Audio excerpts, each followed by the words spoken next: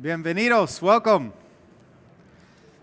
We have 2 hours of great discussion coming up from a handful of speakers from around Europe and North America who will be addressing a range of new things that we're finding in cities today and in urban and regional areas of mobility. We're talking about in mobility in the last several years, we've been talking about 5G, connected cars, autonomous cars, urban air mobility, mobility as a service, micromobility and shared mobility. We're going to touch a little bit on all of these topics today. And in discussing all of these topics with the panelists, I was struck by a few things. When I came to the session today, I thought we were going to have a very tech-centric focus, but I found that almost all the panelists have a very strong focus on people and cities. And that resonated with me. Some of you might know I'm Boyd Cohen. I'm now the founder of ioMob. In the past, I've done a lot of work in the smart city space. In fact, a few years ago, I published an article in Fast Company called The 3 Generations of Smart Cities. I talked about 1.0. 1.0 is a tech-driven city, driven by private companies proposing new uses of their existing software platforms to transform the efficiency of cities. That was 1.0. Smart Cities 2.0 was cities-led, technology-enabled. That was a different way of thinking about things. We were thinking about how could cities take a proactive approach to transforming their urban area, providing opportunities for citizens to live a better life, and leveraging the best technology possible to get there. Smart Cities 3.0 is citizen co-creation. That is the idea of how can we embrace human-centered design, human approach to a smart and maybe, dare I say it, happy city. And I was very pleased to find out that all of our speakers today, despite coming from a primarily sort of tech-centric focus or topic around mobility and autonomous and connected, all of them wanted to start talking about the implications for humans in the cities that they live in and then they work in. So we have people talking about Lisbon and Helsinki and right here in Barcelona, a range of topics that will help transform our urban environment over the coming years. So without further ado, I'm going to first introduce our first speaker. So let me quick mention how the format of this session is. It's lasts 2 hours in total. But the first portion of it has 2 keynote speakers. They're each going to have 15 minutes to dive into their area of expertise. And then we're going to hold off for questions until the 2 have completed. We're going to put them both on stage, and I'll facilitate a 10-minute dialogue with them and with you. So keep your questions in mind. And then after that, Scott is going to take the leadership. Scott Shepard, he's sitting down here. He'll moderate the panel after that with 3 different panelists, and then a session for all of them as well to interact in Q&A.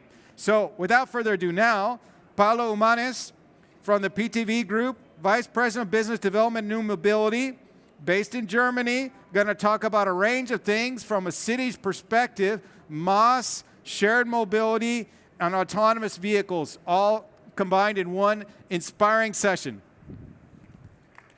Thank you. President. Hi.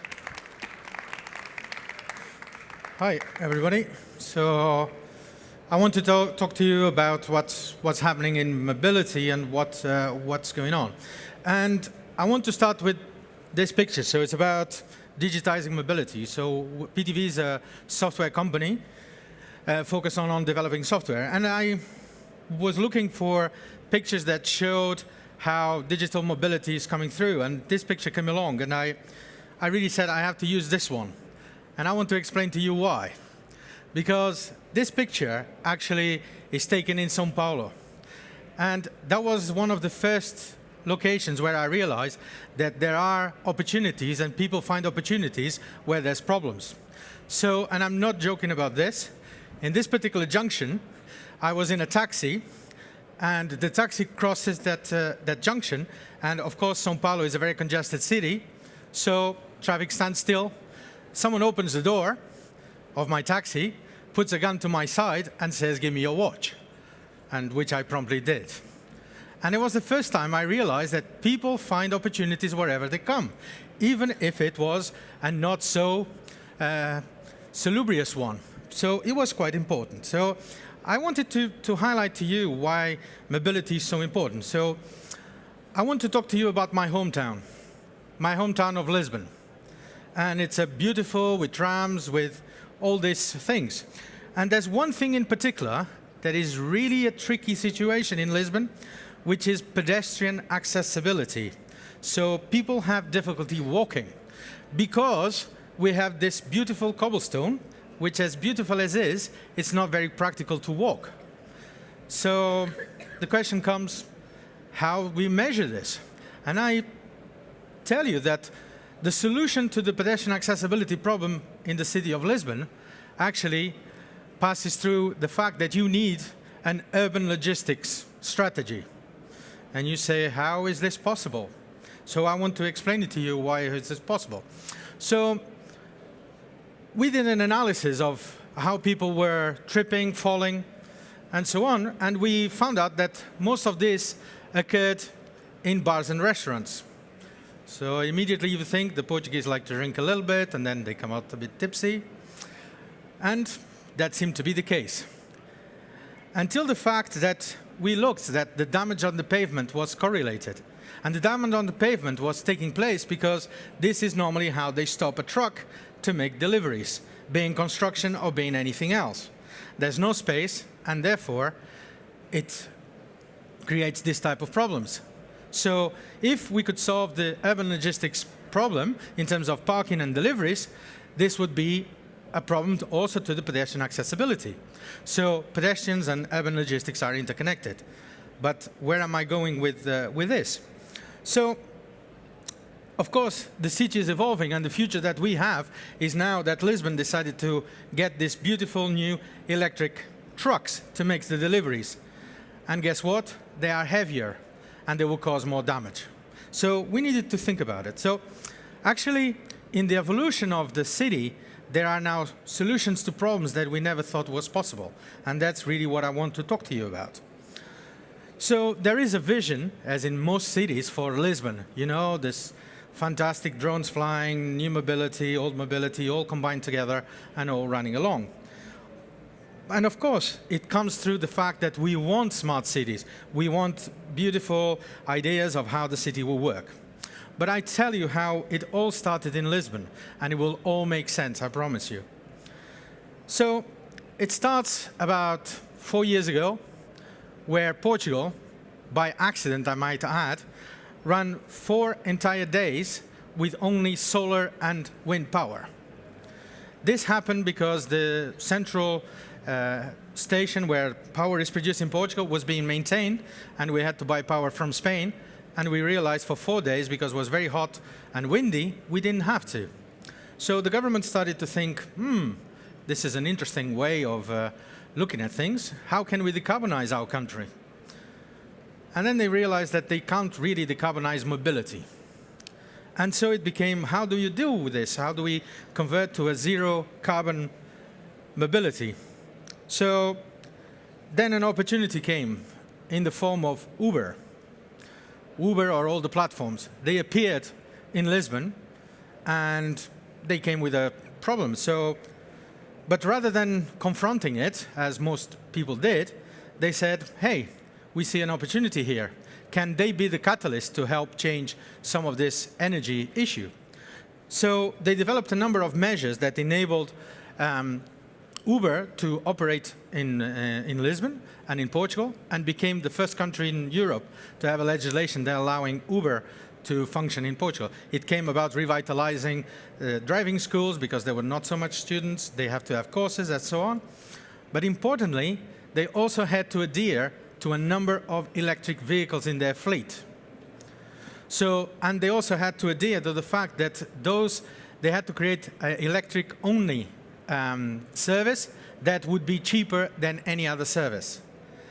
It is, but you need to find about 2 pages to find this Uber Green, and it's cheaper by 1 cent compared to the normal Uber X, typical the way that we do things. But in order to do this, they wanted to encourage also electric mobility. So they developed a huge network of electric charging points throughout the city. A lot of them. And of course, they realized that some issues occurred, specifically with the Uber drivers working 24 hours with the cars and not being able to have enough fast charging points. That is now changing. But we created a whole infrastructure, a lot of things to promote electric mobility. And with that, these things appear. Scooters, they were everywhere, and there was a need to regulate them, but we didn't want to regulate them too much because they play a key role in the shared mobility idea. So what the city did is they created these parking locations. But you know, it's not that easy to ensure that they parked. So how do you regulate this? Because, you know, they even found some of these scooters on top of houses, in roofs, in gardens, in lakes, everywhere. But how do you regulate them? So with the city, what we decided to do was to think about it from a digital perspective and a regulation which is digital. So what the city did is to create zones where an allocated number of scooters can be parked. And if they are exceeded, those numbers, the operators have to move them within the space of 2 hours. That can be either physically moving them to where they are required elsewhere, or dynamically changing them by changing the price and encouraging people to take them on. So suddenly, Lisbon now becomes a city where there's a lot of shared mobility. Really, the take-up of Uber and all these shared mobility forms really became the norm. So this works. So then the idea came, everything is there, but honestly, the price of public transport compared to owning a car is still not convincing enough for us to make that switch.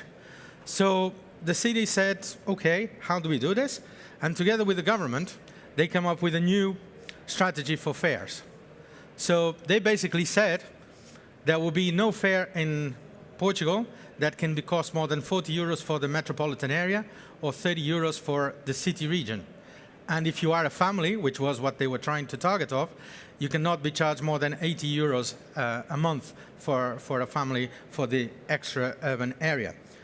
And actually, interestingly enough, the budget where the money came to help to make that transition came from the energy part and not from the traditional mobility, because we realized the amount of carbon savings that you would have by encouraging people to move to public transport. So it really became something exciting.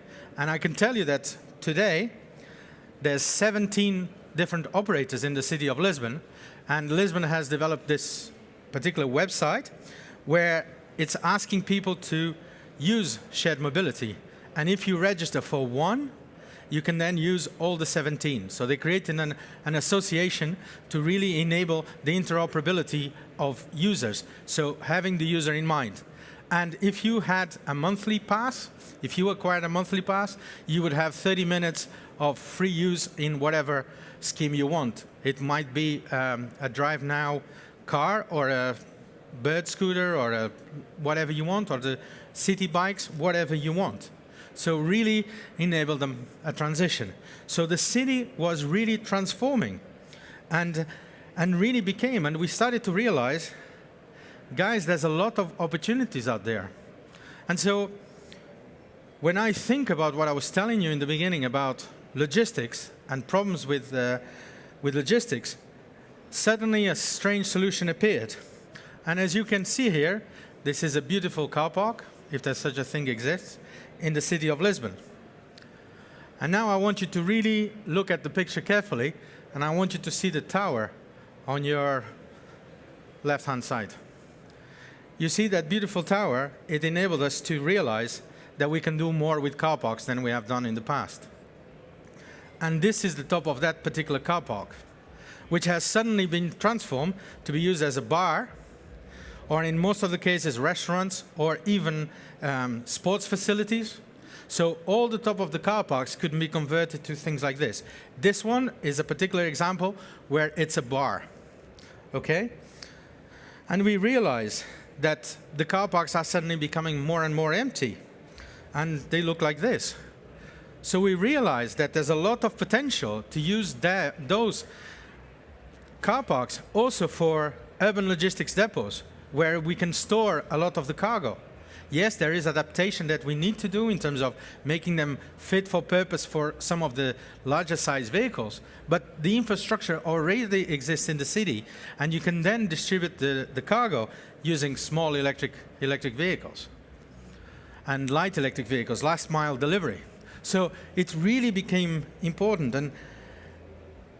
and I want to highlight the point that this is about how we understand the ecosystem and how technology plays a role.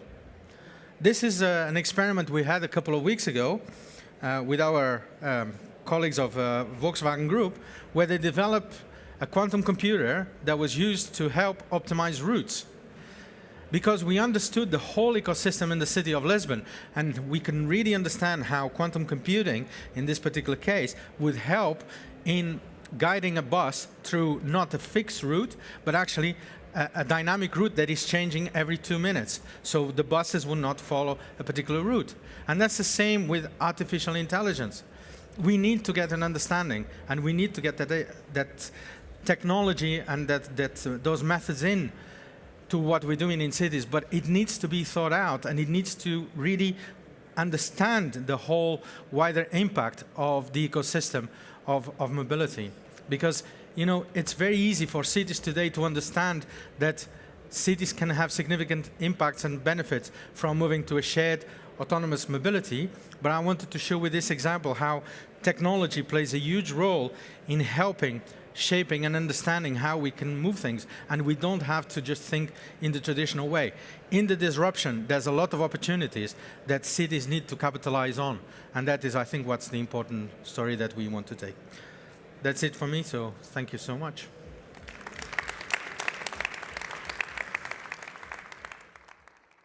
Thank you. That was, he was ahead of time even. So I think you can sit back, and then we'll bring you back up after Maíta's done. So we're going to stay in the topic of cities and autonomous vehicles and mobility ecosystems as well, because Maíta from right here in Barcelona has been working on a pilot project with a range of vehicle types, public and private, to prepare the city for the future of autonomous vehicles in the city. And so she's also been looking at this perspective from a human perspective, from a technology perspective, and an urban perspective. I'd like to bring her up on the stage, please. Thank you. Thank you. So, hello everyone. It's a pleasure to be here with you. Try to share this project with you. Well, I'd like to say a little bit on this slide, because even if it's just a presentation, it gives a lot of information. You can see two images from Barcelona, the Barcelona that we were. We are still at some point, and the Barcelona that we love, the Barcelona that we want to become. So as you know, probably, the city has started a huge transformation, recovering space, public space for pedestrians. What is great, if you can do it. Because, why should I say that? Because the big point is that we are on the way to a new urban way of living, but we are on the way, so we need to share two stages. The before, plenty of private cars, plenty of roads, and our future, much more greener, much more for pedestrians, much more soft, with this new idea of what we want to become as a city. So this is not me, this is the politics that the city has been putting in place for the last years, and it's quite amazing how we are transforming the space. So just let me give you a very short comment on how I entered this project. Just my boss came and said, okay, you're joining the project for autonomous ready. And I said, what? Autonomous ready. what you mean. No, this is towards the autonomous vehicle. And I said, are we crazy? How are we living together from the autonomous vehicle with the conventional vehicles? How are we dealing with this? And no, we are not yet there. We are not delivering autonomous vehicles, but we are creating the path for them to be in our cities. So I will just share with you this story about one project that is already starting, that you're very welcome to join if you're interested. And it's a project that focuses on people, on this new city that we want to have, on this new city where you are able to walk as much as you can. And for that, we need to provide a safe environment for people. This project is a shared project with the National Authority in Transit, the DGT, Dirección General de Tráfico. It's a shared project, and if it follows their objective of 0 victims. Vision 0 means 0 casualties in accidents. So it was great because this is the main priority if we want our city to become softer. So having said that, what are the main points of this project? This project is based in the installation of aftermarket devices on vehicles. Why? To help drivers, to provide information, to provide data. What kind of data? The driver receives alerts of, well, what we always see around other cars, but as well from people who are too close to the vehicle you're driving. As well, I may suggest that you join a session on Thursday, I think it is, about DGT 3.0, that is about connectivity. We are working towards a new framework of connectivity. The connected car is coming, and it's coming quite quickly. Why? Because we are developing and we are implementing measures like the high occupation vehicle, but then we cannot control them, so the measure itself is hard to follow up. And for instance, we are just building a new ecosystem of technology that allows us to go further. And why this is important? Because Barcelona is a city that is highly full of vehicles. Our density is 6,000 vehicles per square kilometer. That is huge, and we are not counting motorbikes. So if you take that and you know that the occupation in average per vehicle is 1.2, you can imagine we need to put more people in one vehicle. We need to move into another way of relation with the city, with the urban context. We don't have room enough to consume the space in such a way. So connected, we need connection, we need to advance in this line. As well, we need to advance in the orientation towards vulnerable. As I said, the space of conviviality that should be the street. We need to improve that work. We are building a city that is full of unique platforms which create quite a lot of conflicts between vehicles and pedestrians and different kind of users, scooters, bicycles, etc. So we need to understand more of our behavior when we are driving, when we are using the street, to create new options, new understandings, new ecosystems, new ways of living our space. So what is the objective? The objective is that by 2022, that is tomorrow in our time, we will decrease by 50% the number of casualties and injured. That's quite ambitious, I have to say. And why is that? Because one casualty is just too much. And the goals is safety. We are still talking about people. We don't want injured people on our streets. We want 0 victims. We want a better infrastructure. We need to provide the option. for this to happen. And the only way to do it is create a new base of knowledge that allows us to go further in management, further in planning, further in understanding this new way of using, this new way of living. And the data analysis, the data is crucial. It's across all the sessions. I don't have to tell you the importance of this. We are not controlling, we are learning, we are understanding, we are just rethinking, opening our minds to new systems, to new ideas, to different stages. And innovation, we want to pioneer this. We want to create a basis where the autonomous vehicle can come and start happening in our city. Not today, not tomorrow, but in a future that is arriving. And it's really, really amazing to have this idea to develop. So what is the technology? The technology, as for now, we have a provider that is Mobileye. They have a standout here, but it's open to other providers able to provide, if I may, the same kind of capabilities. And it's, well, most of them can sound pretty familiar. Frontal collision, vulnerable collision, lane departure, distance alert, speed alert. Some of them are already included in some of the new vehicles that are on the market. We are installing these devices on existing vehicles that are not provided with this kind of assistance. And I can tell you, it's just amazing the amount of information that we can collect on the environment, on the surroundings. So this is just for you to know, to visualize how the device works. So they can detect people around, they can detect bicycles, they can identify who is around.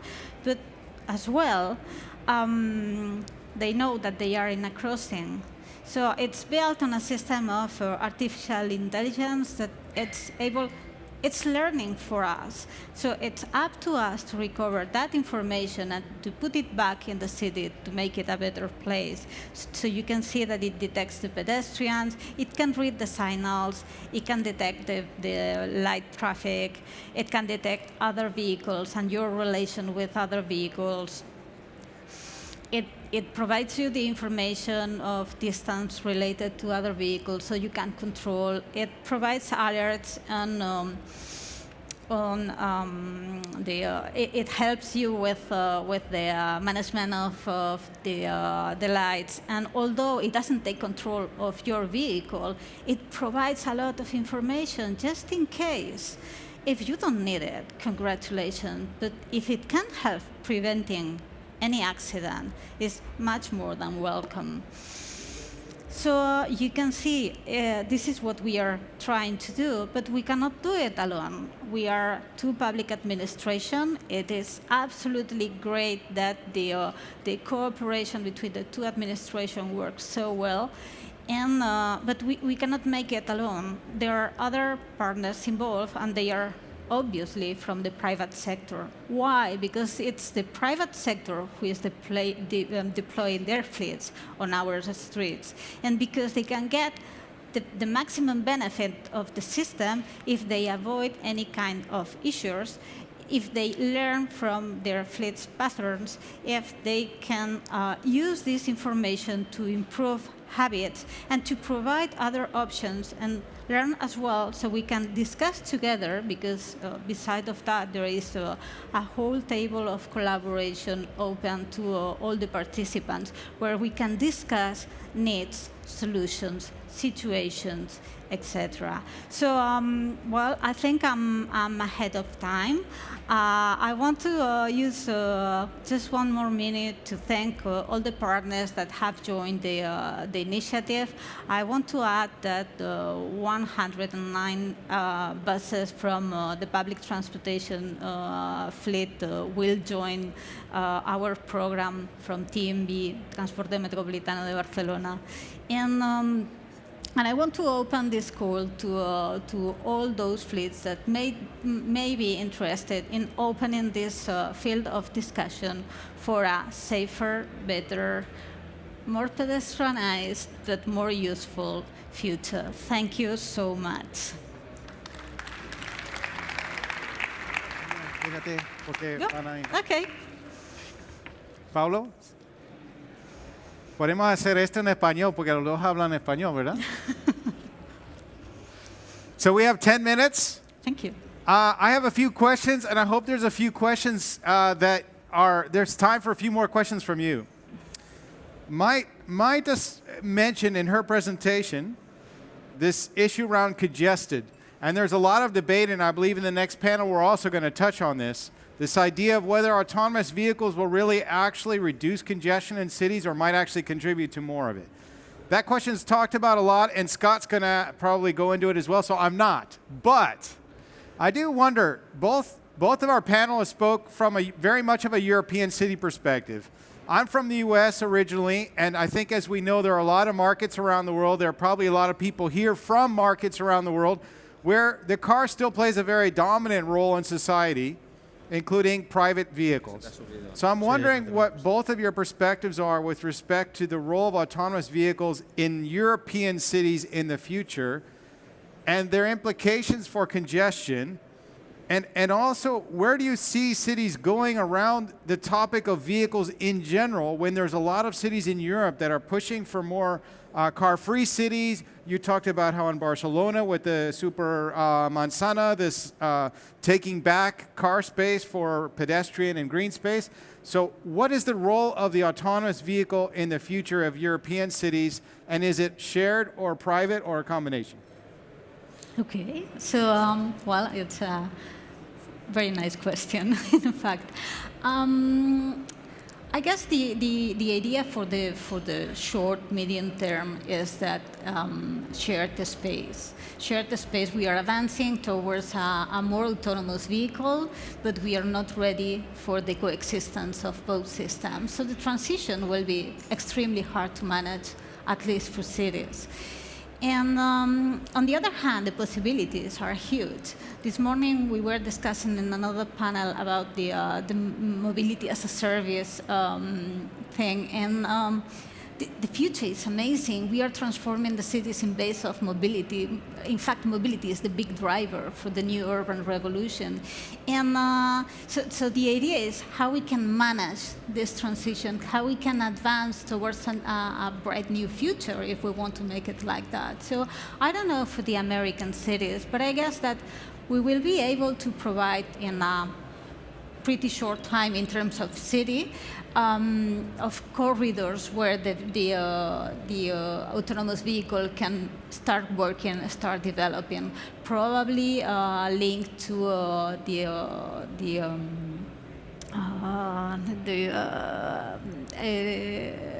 distribución urbana de mercancías, so logistics, distribution. That's it.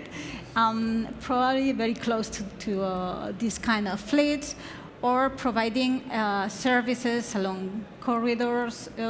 So if we can manage the coexistence, we will win the battle. Okay.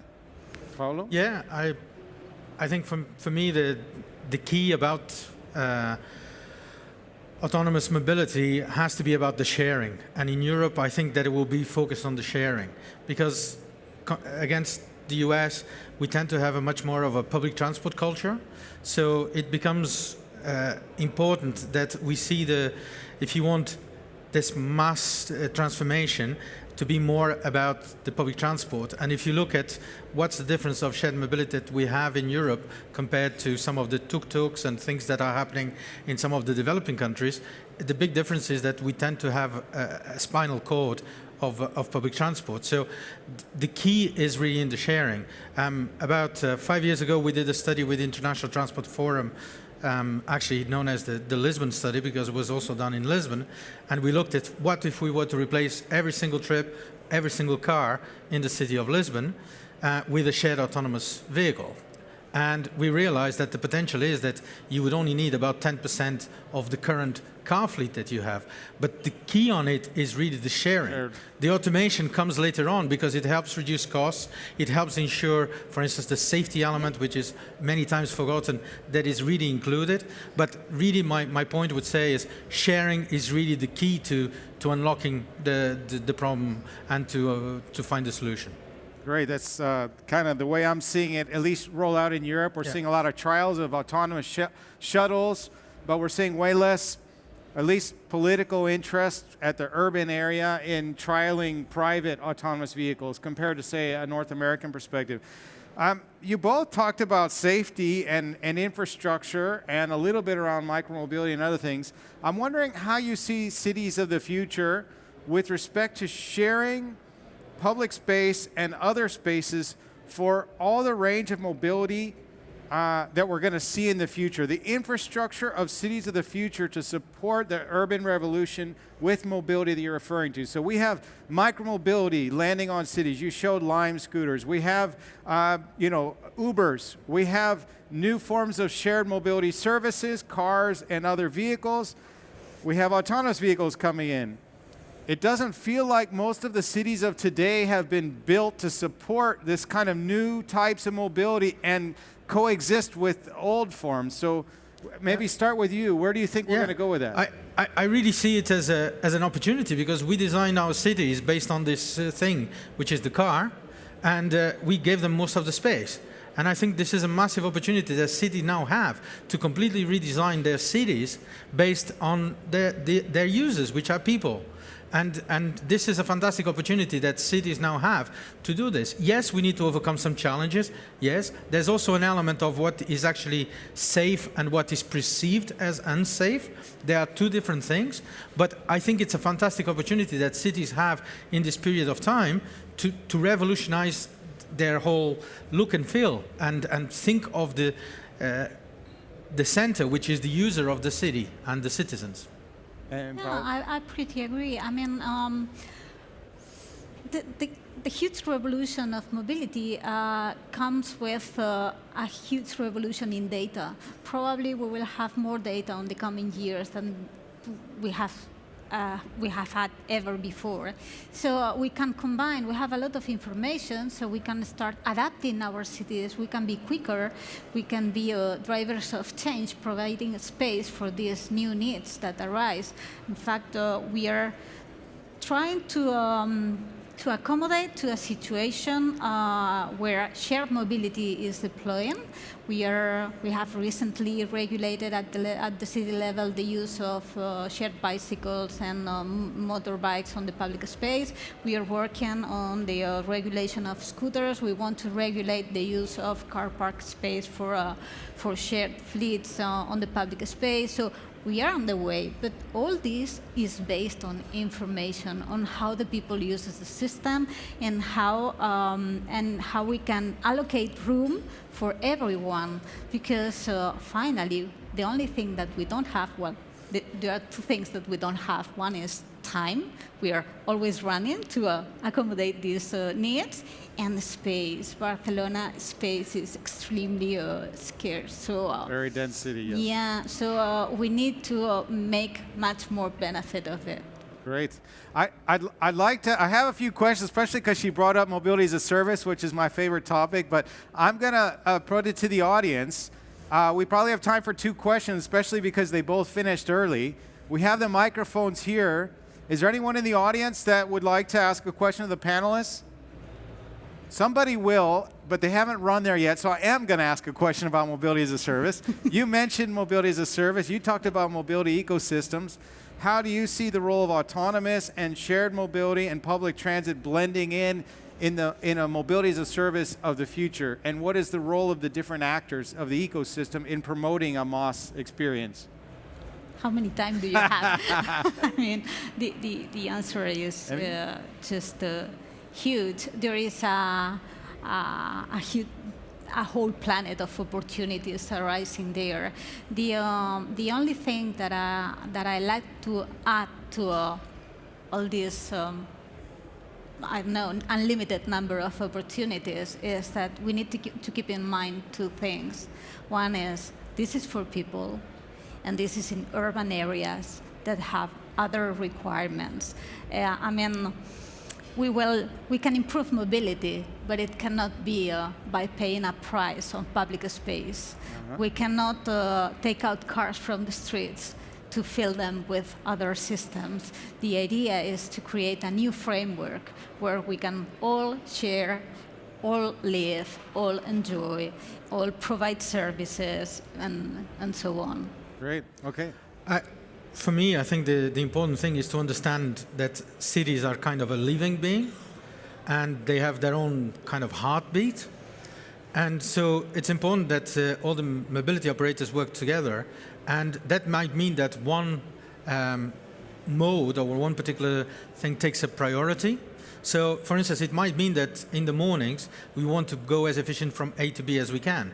But soon after the peak, you might want to look at more environmentally friendly. So you tend to focus the city more on an environmental element, and so on. And for instance, we even are talking about how cities can prepare, for instance, for the evening peak in terms of saving energy. So that might be a point that you want to change. So I think it will be that all of them, from my point of view, sorry, the ecosystem word again, they work together, but the protagonism will change throughout the day because they have different needs and points where they are stronger than one of the others, but they need to work together. That's really the important element for me. Yeah, getting the whole mobility ecosystem to work together is a challenge. We're finding that out at ioMob, but it's also a great opportunity. Just a little advertisement. Today we started at ioMob our first pilot with Renfe, the Spanish rail operator, for an intercity mobility as a service platform between Barcelona and Madrid. So we'll be getting some new data very soon about how people are actually using an open MOS platform. Is there any last question? Yes, great. We've got one. Sorry. Yeah. Okay. I would like to hear about, we talk a lot about mobility as a service at the Smart City Expo, but what about logistics as a service? I represent Urbans. We work on the last mile logistics field, and logistics is still 30% of the congestion in city centers. So what about this logistics as a service? Would be happy to hear from that. One quick response to that I find interesting in the US. There's a lot of discussion with the US Department of Transportation around a concept called mobility on demand, MOD. And the way they're viewing mobility on demand is a hybrid of mobility as a service and logistics. That as we look at where cities are going right now, there's this combination of people sitting in their homes or their offices deciding do they want to go get pizza or go get a hammer or go get flowers or have them delivered. And because there's real-time decisions being made that influence mobility patterns and vehicles, there needs to be more integrated thinking around how human movement and goods movement come together. So I think it's a very relevant question. I know you both spoke about infrastructure and logistics. Thank you for the question. In fact, the problem of this kind of sessions is that we focused on one topic and probably we leave plenty of others outside the session. What we are doing, we are rethinking the strategy for logistics in the city, precisely because we don't have room enough. The services are increasing, the requirements increase in base of the e-commerce and all that things that probably you know even more than me about. But the thing is, we need to rethink how we use the city, and that applies to everything. So from the point of view of logistics, I can tell you that the city of Barcelona is working on micro platforms, working on different systems of last mile deliveries, working on using existing infrastructure such as the metro or the trains to provide goods to the city center where it's not very usual. And so we are studying different options to take out some part of the logistics. We have a very successful night delivery program. So we are working, we are providing. We really think that the solution is not unique. There are a wide of different solutions according to different needs, and we are just working on it. So shared, not shared, provided by different operators together on their own. It's, yeah, we are on it, work in progress. It's a big challenge. Paulo, we have a minute, and then they're kicking us off. It will be very fast. So actually, it's something that we at PTV are really working at the moment in terms of understanding the urban logistics and the impact. But it's not an easy problem because, yes, we have the cities that are changing. We have also issues of employment law. How can you recruit temporary staff? But also technical challenges, because we have this thing which is, we call it very technical term called ding-dong, nobody's home effect on logistics, where there's a lot of wasted miles that are taking. And with the changes, for instance, with electric mobility, we also need to understand how this will impact. So it's very difficult today to find one solution that fits all, because, for instance, we have been looking at route optimization using electric vehicles, so it might make more sense to deliver first the heavier stuff than necessarily the closest one to increase the range. So the issue is quite complicated and it's quite complex, but cities need to consider urban logistics as an integral part of mobility. It's not just people, it's also goods. Thank you very much to the panel. I just want to add one comment. It's great if we are responsible. We are working for a much more sustainable mobility. But if demand is not responsible, it will be extremely hard. So we need to communicate to the citizens. We need to create a responsible demand on the other side as well. Sorry. Thank you. No, that's okay. Yep. Thank you. Thank you. All right. Welcome, everyone.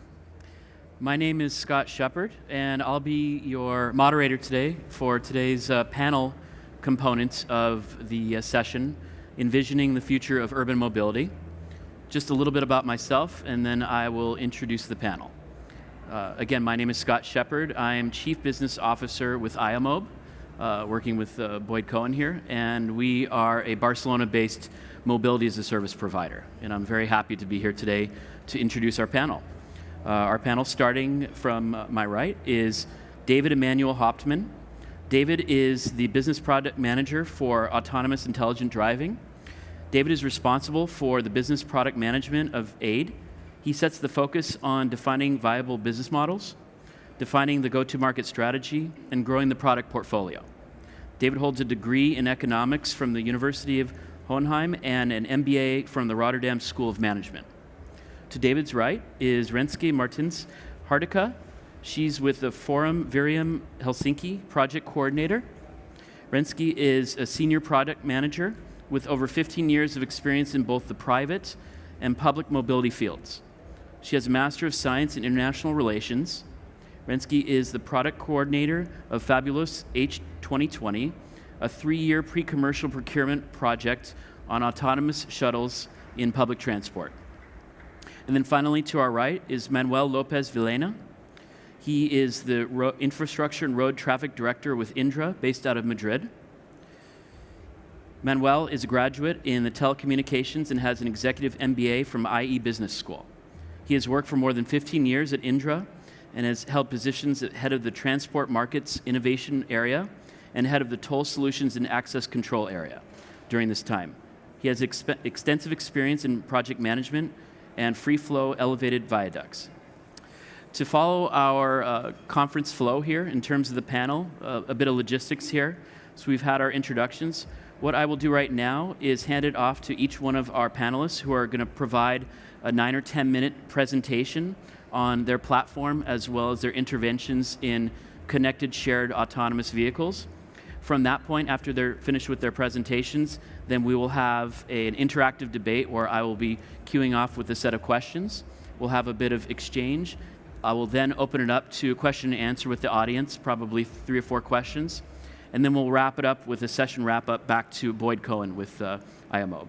So with that, I would like to introduce David to the stage here to provide his presentation. Thank you, Scott. So good evening, everyone. My name is David Hauptmann, and I work for Autonomous Intelligent Driving, AID, as you can also see on my hoodie. It's a quite nice branding. And I want to talk to you today about autonomy for the people. and what that actually means. So, yeah, autonomous driving, actually the software and the hardware, the whole tech industry is very excited about it and assumes that everyone else is too. Nobody ever actually tells people what it actually means, autonomous driving, and how it's going to benefit the society, the people living in cities and urban environments. And I want to, in this brief presentation, talk a bit about that. So this is an aerial picture of a typical Western, more North American actually, city as you know it. And I'm not sure if you can see it on that slide, but actually if I highlight it, you can see something. Parking space, around 30% of the city space in urban environments is dedicated to parked cars. So just imagine what could happen if there would be less cars in cities. This is more a European type, city type. Same story, looks a bit futuristic maybe, but I think you get the point. Secondly, the worldwide car park is increasing, as you can see. I'm not going to read out the numbers, but within the next 20 years or so, the worldwide car park is going to double almost. And guess where that's going to happen? Right, in cities. Because also at the same time, the number of people living in cities increases very quickly. And all of those new cars will be in cities. The result of that? Traffic. Traffic jams, congestion, you all know that. So our company is based in Germany, in Munich. And I actually thought it's bad in Munich already. There are traffic jams every morning, every evening, people commuting. But actually, if you look at the numbers, there are cities where it is much worse. And I think everyone around the world knows this problem. And we have to find a solution for that. Another thing, accidents. Actually, if you look at the number of worldwide fatalities on roads, 1.35 million. I think as a society, we have to say that this is not acceptable. This is a number which is way too high, and we have to do something about that. And we have to work on killing less people on the roads. Also autonomous technology is going to be one part to reducing this number.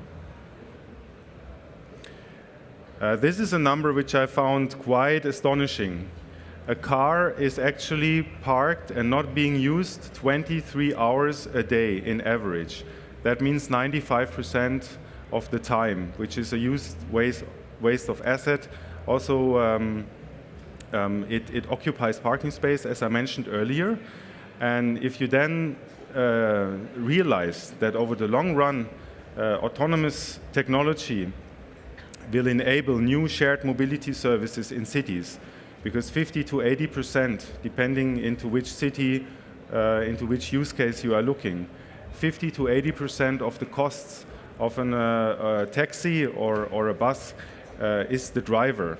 So if you can take that cost out, not owning a car, but using shared mobility whenever I need, is going to become cheaper and will enable people to abandon their private cars and making solving all of these problems which I showed earlier. So to quickly sum it up, those are the 5 main benefits we see coming from autonomous vehicles. One is better use of city space, so we can introduce green and recreational areas. Also housing, which is a big problem in a lot of cities which are growing. Housing becomes very expensive. It's difficult to find a flat. If you can use the space, which is now occupied by the cars, to build houses, great. Also, we can dedicate more space for bikes and pedestrians and other more environmentally friendly road users in cities. Second, less traffic jams. faster traveling, better air quality, and also less noise and stress within cities will be enabled by autonomous vehicles, because they drive more energy efficient, and also the traffic flow is going to be improved the more autonomous vehicles are on the streets. Thirdly, less accidents and fatalities. I think safety, not only for my company, but for all competitors, is one key element, and we will make sure that once the technology hits the roads on a bigger scale, it has to be absolutely safe. And then potentially it's going to be much safer than humans driving, because there's no autonomous vehicle texting and driving, for example, which is increasingly causing accidents right now. Then we can gain valuable time, not only because we have less traffic jams and we travel faster through the cities, but also we don't have to drive anymore ourselves. So we can just be in the car in our daily commute. We can sleep, we can work, we can watch a movie, we can be on the phone with our relatives. Everything is better than focusing on the street and driving. And last but not least, we can also provide individual mobility for all. People who don't have a driver license, and actually the number of people getting a driver license is going down in Western societies, especially in urban environments. So children, disabled people, and senior citizens will also get access to mobility in a better way than now, actually. So that's already it. Thank you very much. And next speaker, I suppose. Thank you. Yeah, thank you.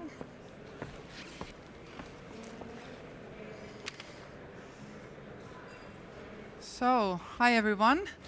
My name is Renske. I work for Forum VRM Helsinki, which is the innovation company of the city of Helsinki. We're a non-profit under the umbrella of the city, and we have one of the teams. We're about 50 people. One of the teams is the smart mobility team, and I'm part of that team. And the goal is to make Helsinki into the most functional smart city in the world. And within our team, we have around 10, 13 mobility projects going on, many of them European projects, of which 5 of them are related to autonomous mobility, 2 on drones and 3 on these type of shuttle buses. So this is the topic of my presentation. So by a show of hands, maybe interesting to see who's been driving these. So not at the expo, but actually in real life on the street, who's been driving these? Well, a few, not too many. That's nice. Bonus points for the ones who know these providers. There's 2 French ones, an American one, a Dutch one, an Estonian one, and the one in the snow is a Finnish one. Some of these are already quite widely deployed, mostly still as pilots, but they have been implemented. A couple of these, especially the Finnish one, the Estonian one, also the American one, you cannot find them so much on the European streets, but that's probably going to change in the next years. So Helsinki has been involved with these shuttles since 2015, and what's the reason that we're doing that? Well, Helsinki, as many other cities, has the ambition of becoming carbon neutral by 2035, and we have a goal to reduce traffic emissions by close to 70% by that date. So that's very ambitious. In addition, we have it anchored in our city strategy that we want to test new technologies. We want to act as a test bed or allow companies to try out innovations in our city. So that's kind of the why we're doing this. And in addition, we think that these type of vehicles can make public transport more efficient and attractive, because the pilots that we've been using them in, they are all related to last mile public transport solutions. So we're not talking about hospital areas or campus areas or etc., but last mile public transport. The public transport, the level of use in Helsinki has been quite stable. It's relatively high, but quite stable, and we'd like to increase this shared mobility in order to reduce private car use. The areas marked on the map, they are our living lab areas, and they are the locations where we try out mobility innovations in general, but also these, in particular, these autonomous shuttle buses. So we want to learn by doing these pilots what works. I mean, what are the best routes? What are the best use cases? What do citizens think? What are the technological barriers? You name it. There's still so much to learn about these vehicles. And it's so important, I think, that we build this ecosystem of stakeholders that have experience, and that's why it's so important that cities pilot these. Not only the cities, the people at the traffic departments, they maybe haven't worked with integrating these type of shuttles in public transport yet. They need to learn through pilots how to do this, but also the National Road Administration, the Cybersecurity Institute, the emergency services. I mean, think of the police, the fire department. If something happens to a shuttle, what do? They have to also gain experience with that. And of course, citizens as well. So the creation of a mobility ecosystem is a very important reason why we want to have these vehicles for now as pilots in our streets. I want to give you an overview a little bit about what we've been doing, but I'm not going to go into all these projects, just to show that we started in 2015, and throughout the years, the difficulty level of the pilots has increased. So with each pilot, we build on the lessons of the previous pilots and implement them.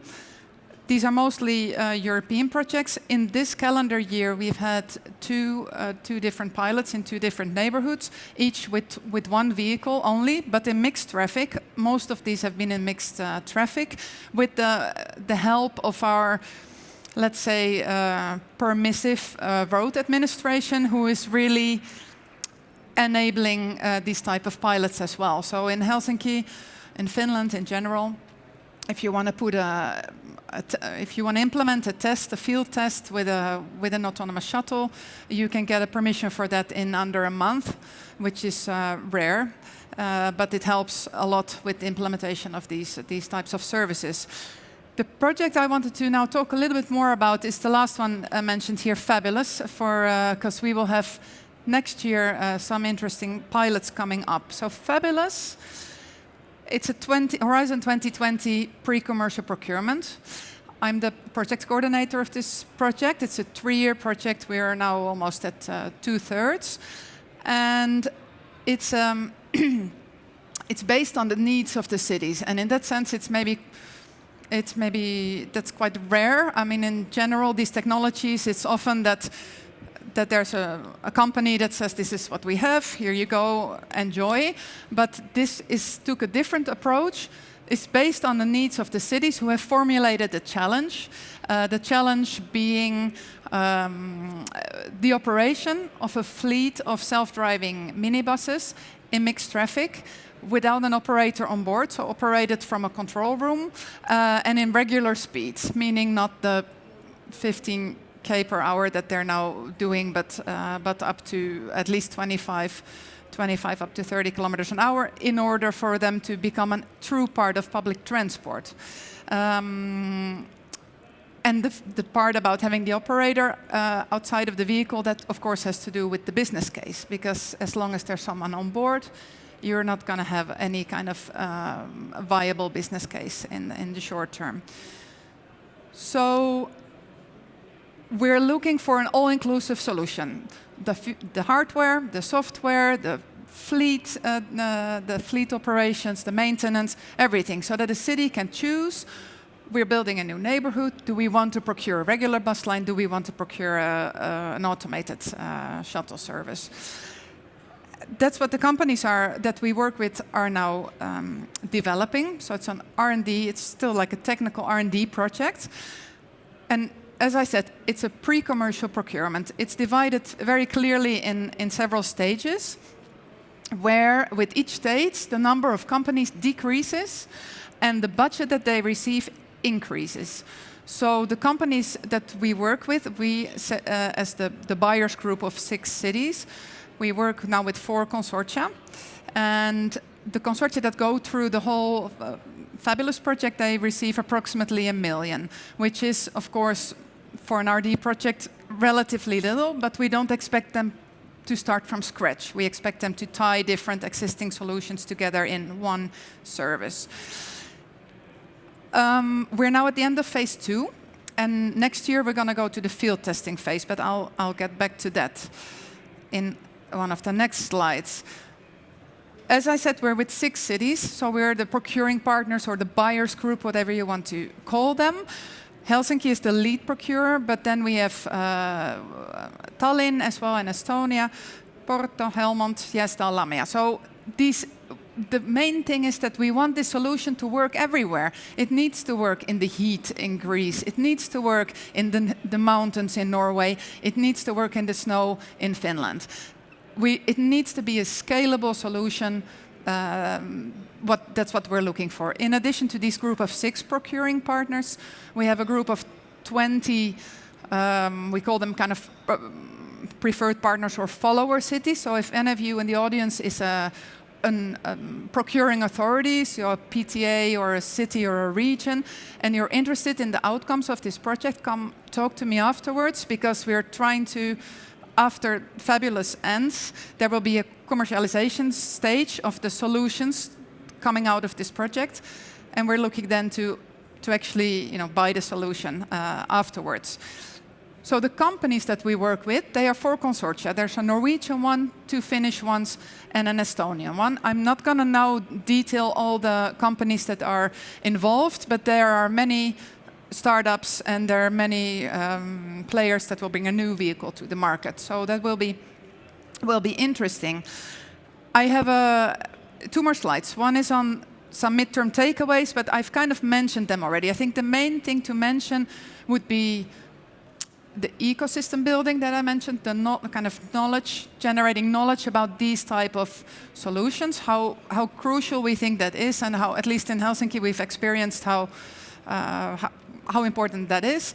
And then also the legal aspect, the variation between the permission processes, how long it takes to get these vehicles on the road. It's amazing. You cannot. I mean, in the Nordics, it's quite okay. As I said, Helsinki is very fast. Also, Norway, Sweden, Estonia, you can get these pilots done in 2-3 months. But if you go to Denmark or also the Netherlands, and you might spend a year, more even, trying to get permission from your road administration. And in many European countries, there is no legislation at all. It's not even allowed to put them on the streets in mixed traffic at all. So it's kind of hindering innovation, and in that sense, it's also a call for national governments to work on this, so that we can get this innovation going and bring it forward. So last slide, Fabulous in action. As I said, we have next year the field testing phase, the phase 3 of the Fabulous prototypes. So we expect to have 2 or 3 different prototypes tested in the cities that I mentioned in the last slide. So we have in spring, we will have pilots in Gävle in Norway, in Helsinki, and in Tallinn, also in Estonia, and in the autumn in the other countries, except for Portugal, because it's not going to be legally possible there. So a warm welcome to Helsinki in April next year. There will be also the transport research arena going on at the end of April. The pilot route that we have, so we're talking about a fleet of 3 vehicles driving regular speeds without an operator on board. I cannot promise that's already the case in April, but at some point during the pilot we will take the steward off. That's happening in Helsinki, so warm welcome there if you have time. And if you have more questions, then feel free to reach me by email or afterwards. Thank you.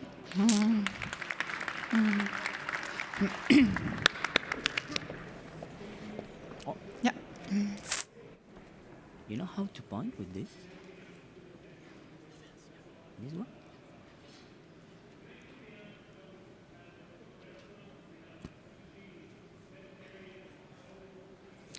Hello everybody, my name is Manuel Lopez. I am the Director of Traffic and Infrastructure into Indra. What I'm trying to do here today is just to explain you what Indra is doing with the autonomous and connected vehicles. It's going to be in 8 minutes, so for sure it's not going to be enough time to explain all the things that we are doing, but just at least to have an overview of what we are doing. I'd like to start with this slide. This slide is with dates. Dates in autonomous and connected vehicles are always quite difficult to say. I remember I was someone from USA in another panel that someone asked directly to the panelists, when do you think the autonomous vehicle is going to be fully in the city? And this guy from USA said, in 23 years. Everybody said, 23 years? And he said, yes. This is the time that I need to be retired. So it means, this is what the European Commission said about when we are going to have full autonomous and connected vehicles. It's going to be in 20 years. I don't know if in 20 years this is going to happen, but for sure, from today until 20 years, a lot of things are going to happen. What Indra is doing in this kind of things are this one. We are a technological company. For us, the autonomous and connected vehicles are quite important in our application. What we are doing today is just working with university, working with centers of technology, working with operators. So we make pilot with them to test in our road how the applications are working on, right? It's quite easy, these 4 points. I'm not going to spend a lot of time, but it's common sense. While we are working in connectivity, cloud computing, cybersecurity, and big data, it's quite easy. We have connected car, there are more data. If there are more data, you have to change the way you are storing the data. So we need cloud computing. If you have more data, and that data are going to be used to manage vehicle, you have to take care a lot about the security of the data. So you have to apply cybersecurity technologies. For instance, we are using the same cybersecurity technology using for the voting, and right now we are using the same algorithms, the same technology, the same way of thinking for cars. Because at the end of the day, we are interchanging data very important to manage the vehicle. So we cannot make any wrong, because if you make something wrong, you can create an accident, for instance. Okay? And when we are using big data analytics, because we have more data to analyze. With the data, we can have more and more solutions. Why? But the most important point for us is this one here, or sorry. I don't know how to point. Okay, it's the mobile space. The mobile space is our platform when we integrate all the data coming from the cars, the intermodality, how the car is in the urban mobility, and so on. And we are using the Co-Operative System into that. The big change for us into the paradigm of connecting autonomous vehicle is 10 years ago, 15 years ago, we were looking at the vehicle as something to be sensed. Now the vehicle is a sensor. So we have to merge the data coming from the vehicle with the data coming from the pedestrian, put all together, make algorithms, and make decisions about that. It is the big change in that. And one point important as well is the intermodality and the integrity of the connecting an autonomous car into the rest of the application into transportation, right? Because we see the autonomous and connected vehicle in another way of moving into the cities, not as a separate moving, right? So we put together with metro application, buses application, the intermodality between them, the autonomous and connected car is going to be another one, right? So without spending a lot of time in this kind of technological part, because cloud computing, big analytics, big data and analytics, fusion data, and so on, everybody knows what it is. But for instance, for us, an important point is the connectivity. Today, we are still having problems with the connectivity, with the communication. For instance, in the critical point, singular point that we call a channel in a road, we have to ensure that the connectivity in a car before they passing the channel and after passing the channel is not going to change, right? So for us, we are not saying that in the future the communication is going to be under 5G, ITS, 802.P, Wi-Fi, or whatever. We want to assure the handover between the different kind of communication, just to assure the transparency of the channel, right? This is an important point for us from the technological point of view. Another else, big data and analytics, I'm not going to spend a lot of time on that. Cybersecurity, as I said before, and cloud computing. But this one, the cooperative system, is an important one because it's a change to the way that in the traffic we manage in this situation, right? As I said before, vehicle is a sensor. We have to merge the data coming from the vehicle with the data coming from the sensor, usual sensor in the road for vehicle detection and identification. Even we have to merge the data coming for the pedestrian directly.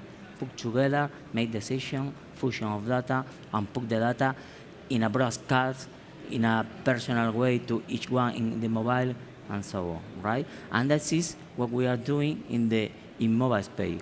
In mobile space, we have 4 levels. The first one is the integration of the data.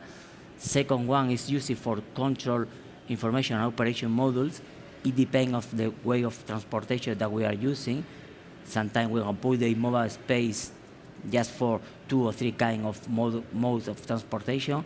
Sometimes we are using just for one, right? Then we have another layer connected with analytics and predictive models, and then the front, depending that the way that we want to put the information, right? I say always this is the heart of our system for the autonomous and connected vehicles, all right? As I said before, the way that we are doing that is with pilot. We make pilot with projects, most of them from the European Commission, and this one, some example of them. For connectivity, we were in the AutoCities project in 6 roads in Spain right now. For security, we were working in Secreta and Scope project, and for new service and new service to the user, final user, we were working in the transforming transport. We were the leader in transforming transport. It was a big data project in Europe, just using the big data technology for different parts into transportation, energy, agriculture, and so on, right?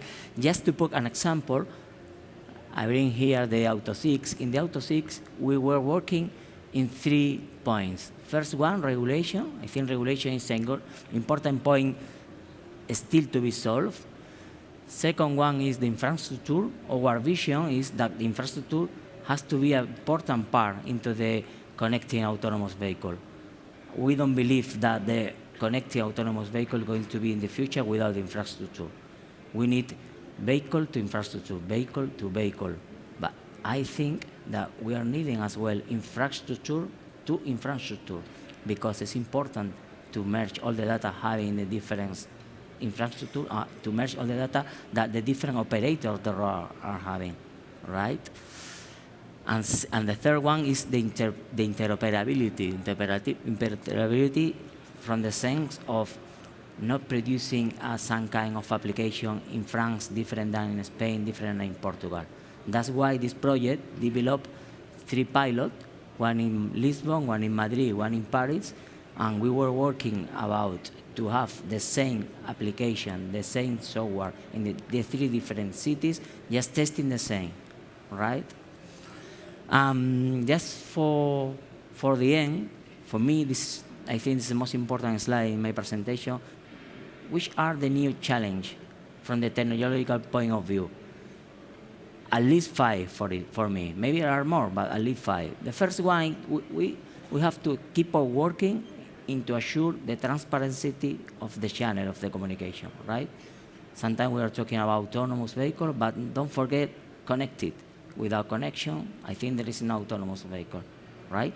Second one, we keep on working in different sensors. For instance, right now we are putting drones into the road, integrated the drone as a mobile camera, just to assure that the road is perfect to have autonomous and connected vehicle. It's something like, it's more for interurban application, but maybe it could be used for urban application as well. We would like to put a mark in the road, something like to say, this road is mark A. It means the autonomous vehicle in this part of the road are able to drive in level 1, 2, 3, 4, 5, right? Because depending of the road, or depending on the kind of the car, you can put mark into the car, into the road, sorry. And the third one is important for us, as I said before, the infrastructure has to be there.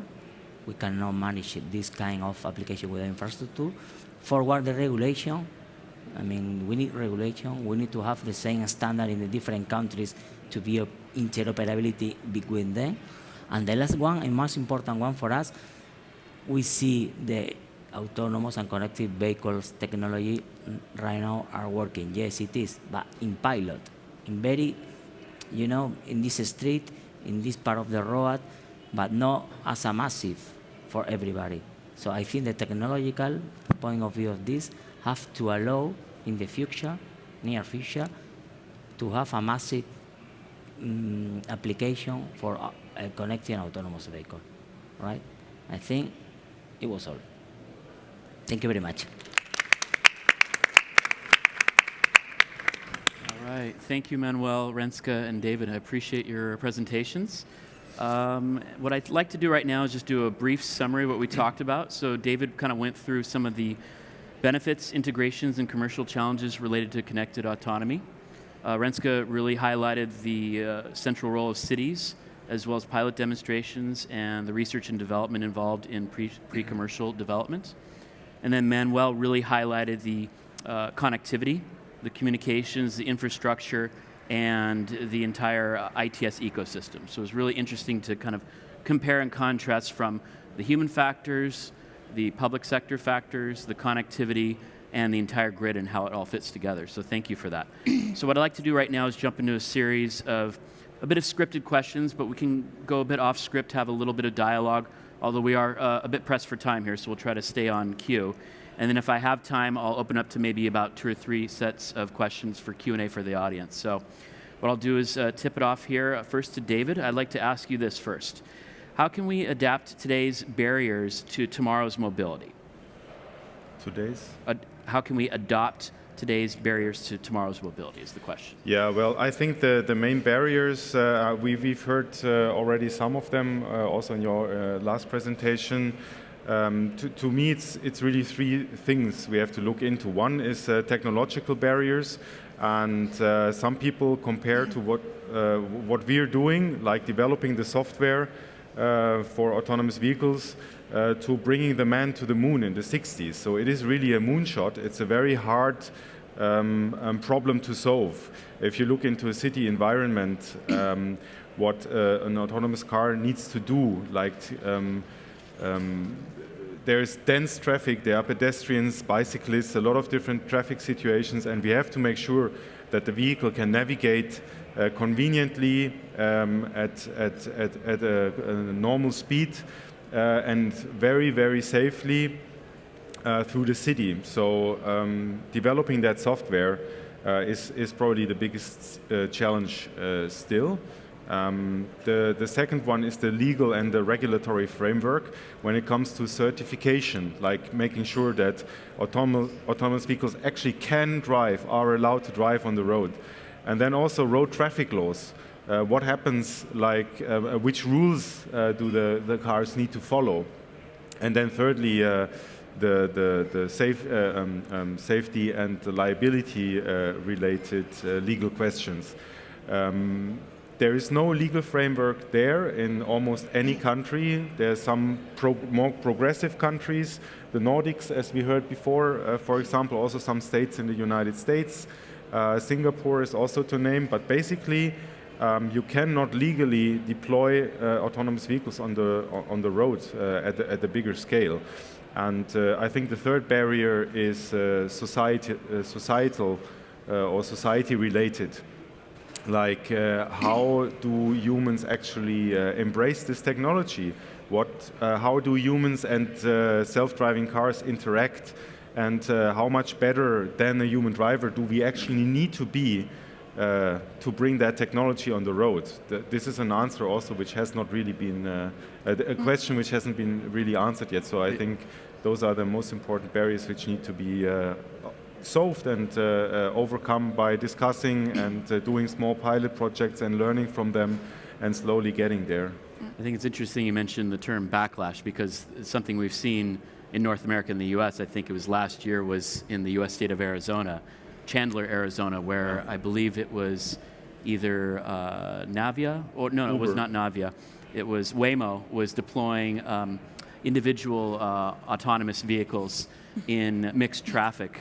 This is a suburb of Phoenix, Arizona, and there was quite a bit of public backlash against what they saw as the robotization of the public environment and the public perception of seeing these individual vehicles, cruising around their cities just for test purposes. So that's an example that comes to mind in terms of what you're talking about, the public perception. So, thank you for sharing that.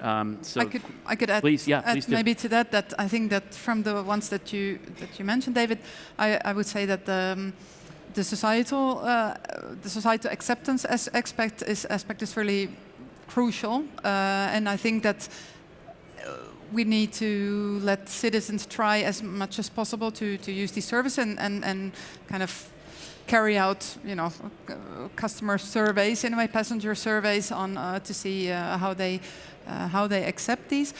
The surveys that we've done, at least in Finland, in the different pilots related to, I'm talking about the shared mobility, show quite good results. Luckily, people are in general feel safe, and they are very, they're not afraid and quite pleased. But keep in mind that these vehicles are going only around 15 kilometers an hour at the moment, at least the shared shuttles. So it would be interesting to see how that would change if they would go faster. But for that, again, and then you go back to the legal barrier, it needs to be able, you need to be able to actually put them on the street. And I think that's something that hasn't been mentioned yet, but from a city perspective is quite important. What kind of infrastructure changes are cities going to have to make to be able to deal with these? It was a bit mentioned, the whole V2X, V2I needs to be in place. I mean, there's physical infrastructure, digital infrastructure. If a city is planning a new neighborhood, for example, how do they need to plan for this kind of a future? It's very challenging. Manuel, would you like to comment on that? Yeah, well, if a city is going to be planning for the future, I think it's not going to be a problem, because you can decide in which way you want the street or not. The problem is how to manage the actual city. Over the world, the cities are nearly done. So, right. So that's what I say. I mean, from the point of view of the pilot, I think everything nearly is working. Now the big pilot is how to put this pilot in a massive way into the city. This is for me the next pilot, the big pilot, the real one. And I think just the thought that comes to mind to me too is, what is the use case? What is really being challenged and deployed? Are we talking individual autonomous vehicles, or are we talking shared autonomous vehicles? Because that means a world of difference in terms of how that's perceived in the urban environment, what type of infrastructure needs to be accommodated, as well as the integration with other forms of mobility, as well as access to shared options. So I think that's something that needs to be considered. Maybe perhaps what we talk about and compare and contrast between the North American model versus the European model, and how these deployments are integrated on a different regional basis. So let's try to get through a few more questions here. The next question is for Renske, which is we're talking about autonomous driving, shared mobility, connected mobility, and electrification, or CASE, connected autonomous shared electrification. How are all these implementations impacting the citizens or the inhabitants' driving experience currently now, in your perception? Well, currently, I would rather look at that from a future perspective. Forecast, sure.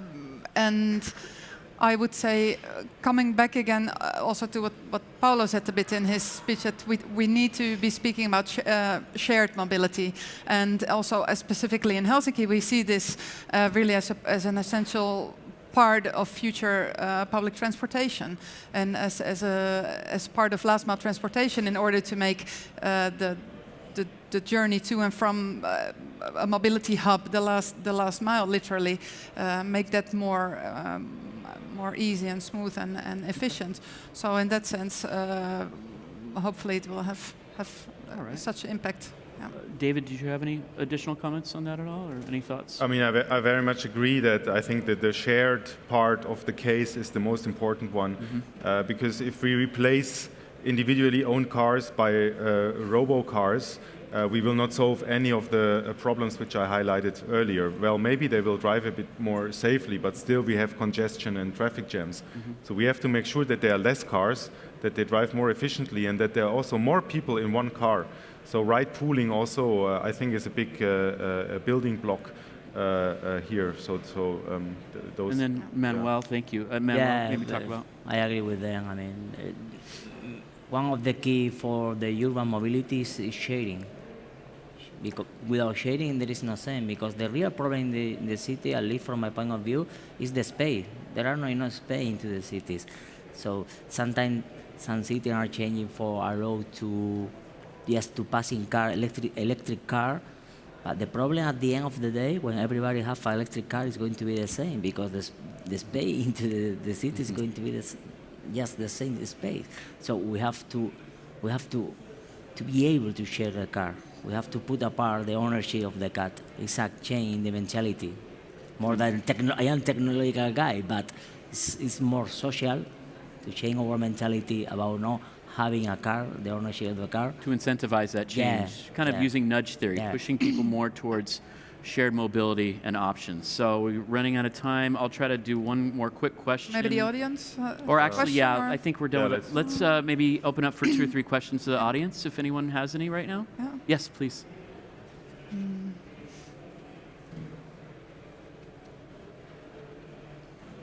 Hi, thank you very much. My name is Florencia, and my question is aligned with what you just commented. I'm not very sure about the benefits of autonomous vehicles compared to private traditional vehicles in terms of parking space and road space. So who owns these autonomous vehicles? What happens when people are not traveling around, when people are sleeping, when people are working? So in the end, they are going to be 95% of the time parked somewhere.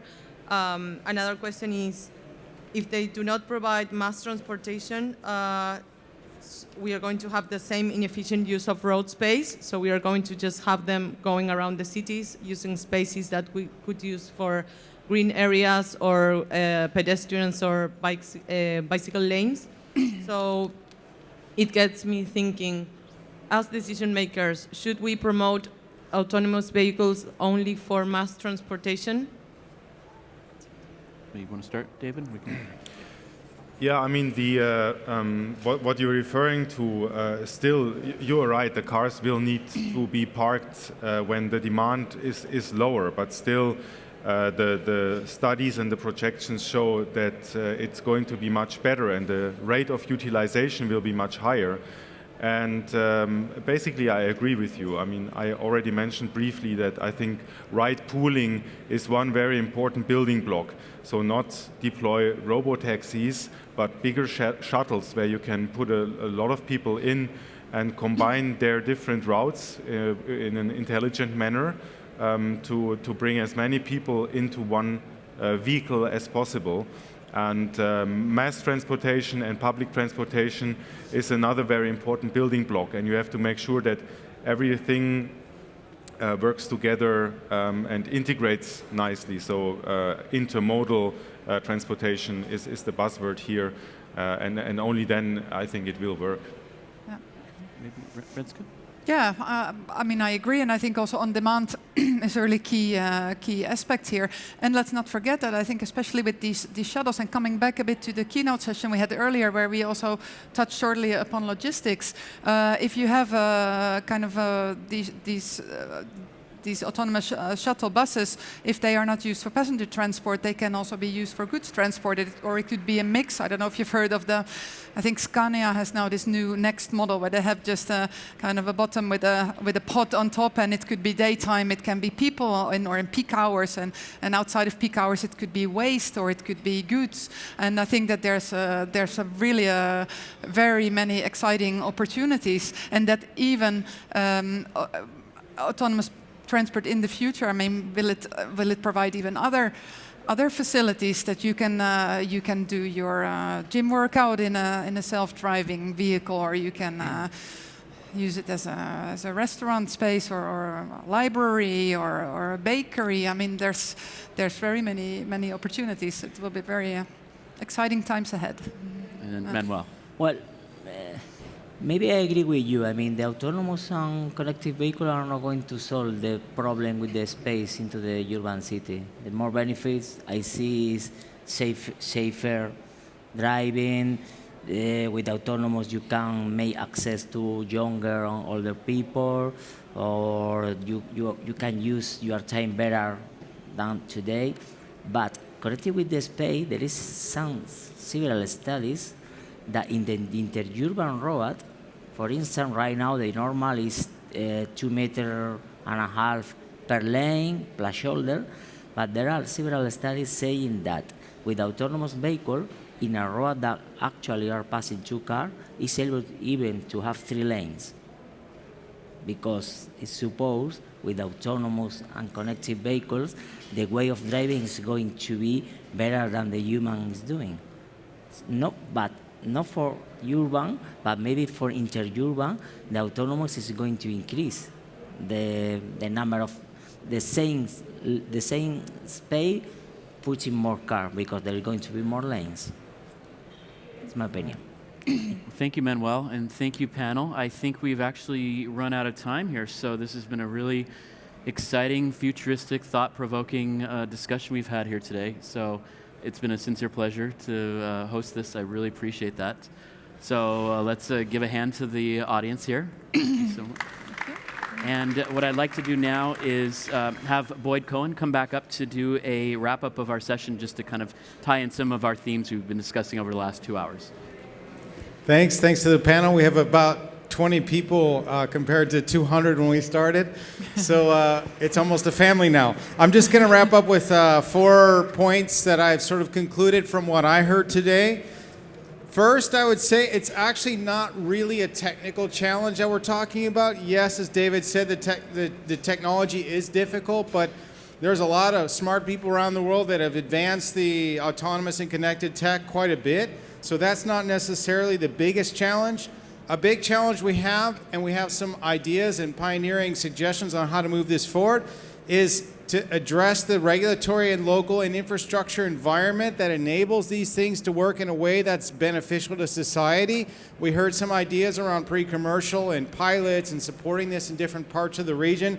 Very useful. I think this idea of procurement for innovation and policy sandboxes that we're seeing in other forms of mobility are also very important. We heard it many times, and in the audience, the importance of thinking about whether autonomous vehicles are just a replacement for our current vehicles, or are they something different. And I think at least the European perspective is very dominant in this audience and also on the panel, that most of us seem to believe that autonomous vehicles will be part of the mobility ecosystem of the future, but almost exclusively, or at least much driven towards a shared mobility future, not private vehicles that are autonomous.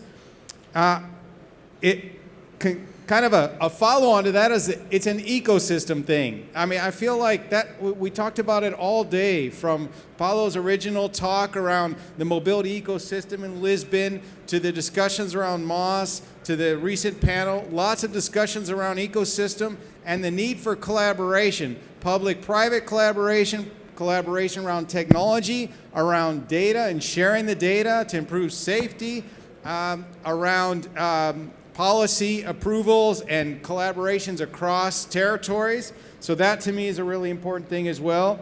And I think, I felt like Scott and I are very passionate about mobility as a service, and I felt like that was an underlying theme throughout as well that ties into this ecosystem thing, that the connected autonomous vehicles of the future, Manuel mentioned this as well, they will have to be part of an open mobility ecosystem. Ideally, I think, shared autonomous vehicles plug into other shared mobility services, public and private, for the benefit of an inclusive mobility ecosystem in society. So with that, I wrap it up, and thank you for your 2 hours of dedication.